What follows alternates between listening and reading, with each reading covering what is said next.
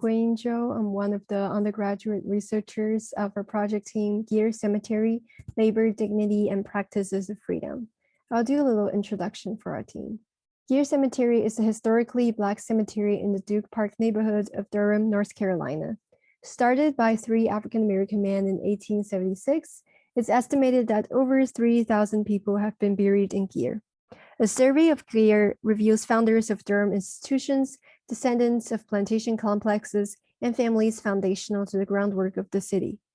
The latest documented burial occurred in 1945, and like many Black cemeteries in the US, Geer faced a preservation crisis due to structural neglect. The Friends of Geer Cemetery, founded in 2003 by Robert K. Bryant, works to continue to uncover these connections and stories. This summer, our team joined this collective effort through unearthing the untold life stories and connecting them to the development of Durham. Today, each researcher will introduce their sub-projects and stories of dignity. Hello, everyone. My name is Nairobi Manuel, and I use she, her pronouns. I'm an undergraduate researcher, a part of the Geer Cemetery project. For my individual project, I am investigating the relationship between the African American funeral directors and the Black communities that they serve in Durham. For this video, I hope to highlight the compassionate, warm-hearted, and influential nature Black funeral directors had in the Durham community. In particular, I considered the Scarborough and Hargett Celebration of Life Center because it had buried upwards to 700 out of the 3,000 known people in Geer Cemetery. I focused my research efforts on the Scarborough family and found that members of this family have been and are constantly inspiring and instrumental to the Black community of Durham. Not only did the founder of the Scarborough and Hargett Funeral Home, John C. Scarborough, establish the Funeral Directors and Morticians Association of North Carolina that still brings together those in the funeral industry, but he also founded the Scarborough Nursery School in 1925 in memory of his late wife, Daisy. The Scarborough Nursery School provided care for school children during the hours of their parents' employment, and Scarborough just really wanted to help provide better health conditions and care in the Hayti community, and he did this through the school. Clyde F. Scarborough was the superintendent for this school in its early years. She's pictured in the top left in the center in a group of nursery children in the 1930s. Time and time again in my research, I have found that the Scarborough family gave as much back to the community as the community gave to them. In fact, in 1951, Clyde held a monthly board meeting at her home. And rather than have this meeting at the school or another location, she held this at her home. And for me, it really speaks to her character as someone who wants her community to feel like a family, like a close-knit community, and her bond with the community was truly authentic and heartfelt. In the same year, the community members raised and donated $400 to the school for lockers, uniforms, food, and anything else that the school might need at the time, as well as giving $50 to the community bucket. The life stories of individuals and events are passed down and shared through organizations such as this one, such as Story Plus, and this is why I admire this work. I want to become part of the effort of mobilizing these stories to help keep them alive. And in my research, I love creating connections to history and stories in an attempt to create a snapshot of life for the Black community of Durham in the 20th century. I would like to thank you for watching, and thank you for my colleagues, thank you for my team members, and thank you for my friends. Hi, my name is Carrie Rourke, and my pronouns are she, her. I am a part of the Geer Cemetery team, and I investigated African American burial practices and networks. In order to complete my project, I utilized a variety of sources, including life histories, particularly those who are foundational to burial networks, including churches, funeral homes, Black-owned businesses, among much else, photographs in order to read the physical space of Geer Cemetery, and newspaper clippings.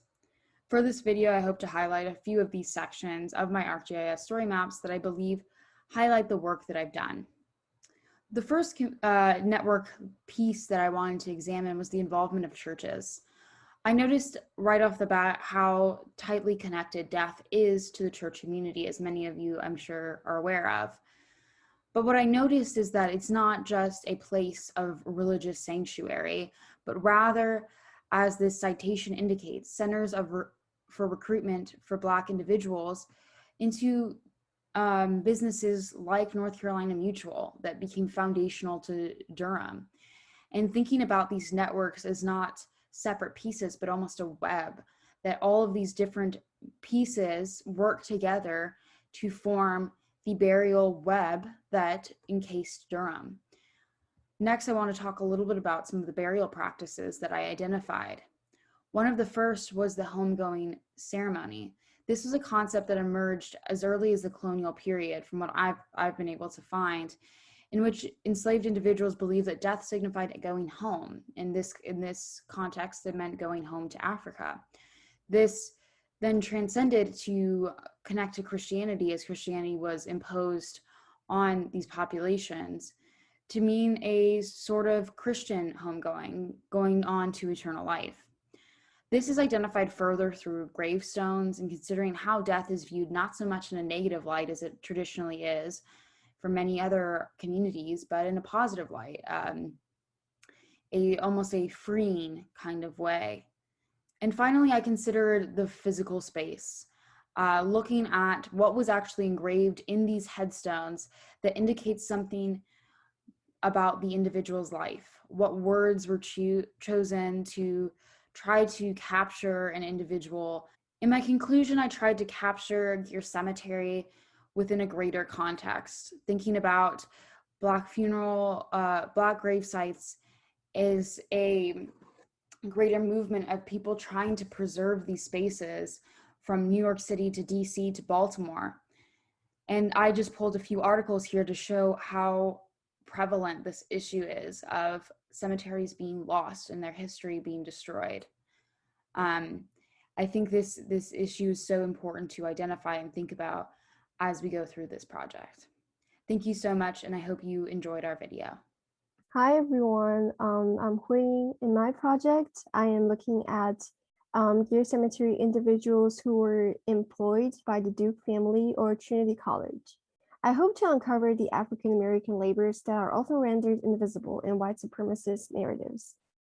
In treating every person as dignified individuals whose stories are worthy of being told, I created a collection of story maps that provide interlinking yet independent spaces to honor these individuals.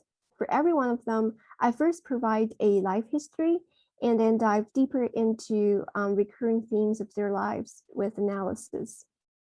For example, in this case with James W. Loy, who had been employed as a janitor at Trinity College, I focused on uncovering his engagement in community organizing and critiquing the politics of memorialization on Duke's campus. I also embed small acts of resistance in my multimedia storytelling. For example, here I'm reproducing a 1920 letter from janitors of Trinity College. Their demands were really ignored at the time, but now I am reproducing their demands for everyone to see and reckon with the poor labor practices that continue to this day. You are more than welcome to scroll through this collection and explore stories of Caroline, Mary, James, Albert, and Aaron. They had been employed as house servants, as cooks, as janitors, as wagon drivers, etc., but their lives are much more than that. My team and I spent so much time diving into federal records, college records, and newspapers, and records of enslavement, etc. During the process, I constantly grappled with archival violence. Within the very little and biased archival sources about Black Americans, I needed to tread very carefully and try to uncover some possible truths behind the racist framing of these records. I found it harder to research women like Mary Sparkman due to their name change after marriage and the hazy categorization of domestic labor. As an international student, I was also challenged to learn more about contexts with which I'm not really familiar and lack embodied experiences. I tried to present these conflicts honestly, with a critical eye, and push the audience to reckon with these difficult questions as well. At the end, I'd like to thank our team members and mentors, especially our partners from the Friends of Geer Cemetery, and our collective efforts are part of an ever unfinished process of solidarities, of historical reckonings, and future making. Thank you so much.